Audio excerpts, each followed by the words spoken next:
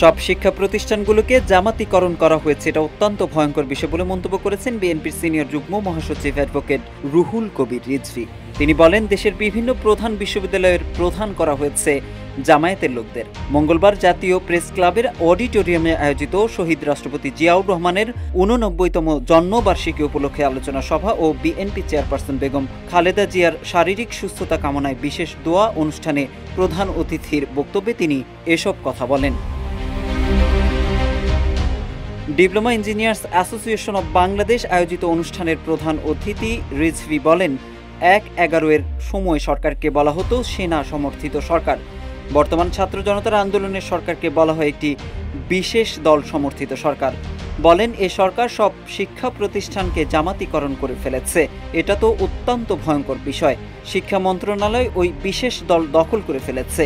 এটা হবে কেন? ঢাকা বিশ্ববিদ্যালয়, রাজশাহী বিশ্ববিদ্যালয়, চট্টগ্রাম বিশ্ববিদ্যালয় সহ শিক্ষা প্রতিষ্ঠানের সবখানে প্রধান দায়িত্বে বসানো হয়েছে জামায়াতের লোকদের। যমুনা স্মার্ট রেফ্রিজারেটর, স্মার্ট লাইফে স্মার্ট রেফ্রিজারেটর।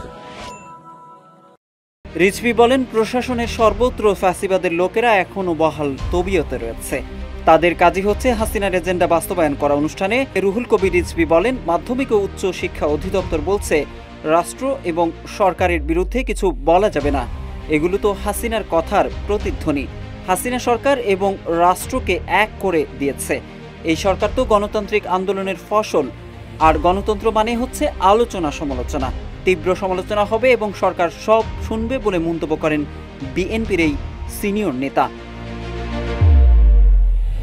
রুহুল কবির রিজভী রাষ্ট্রের বিরোধিতা অপরাধমূলক, কিন্তু সরকারের বিরোধিতা অপরাধমূলক নয় বলে মন্তব্য করেন। তিনি আরও যোগ করেন, সরকারের বিরুদ্ধে যত সমালোচনা হবে সেই সরকার যদি সৎ এবং জনগণের মুখাপেক্ষী সরকার হয়, তাহলে সেই সরকার তো সমালোচনাকে আমন্ত্রণ করবে। অথচ মাউসি বা মাধ্যমিক ও উচ্চ শিক্ষা অধিদপ্তর বলে দিল সরকার এবং রাষ্ট্রের বিরুদ্ধে কিছু বলা যাবে না।